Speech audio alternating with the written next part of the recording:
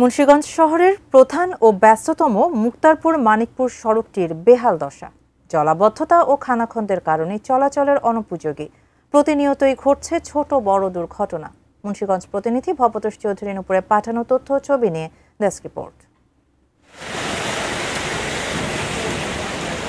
বৃষ্টি হলেই সুপারমার্কেট থেকে মুন্সিগঞ্জ সদর হাসপাতাল হয়ে মুক্তারপুর পর্যন্ত ৩ কিলোমিটারের এই সড়কটি হয়ে পড়ে চলাচলের অনুপযোগী।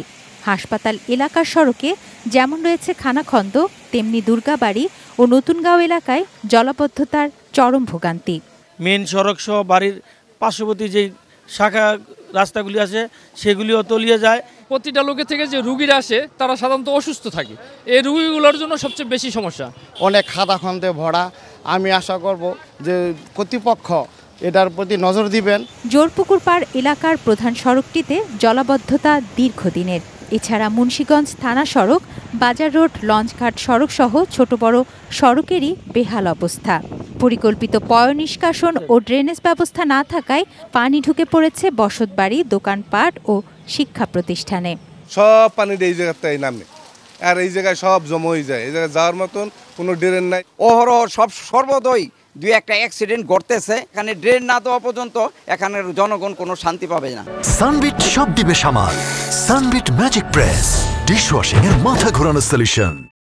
জেলার 4টি উপজেলার সাথে মুন্সিগঞ্জ সদরের সড়কপথে যোগাযোগের প্রধান মাধ্যম মুক্তারপুর মানিকপুর সড়ক।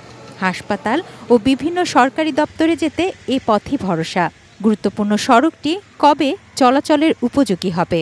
পৌরসভার ভিতরে যে রাস্তাটা, এটা আসলে যদি জায়গা থাকতো তাহলে ড্রেনের জন্য আমরা প্রপোজাল দিতে পারতাম।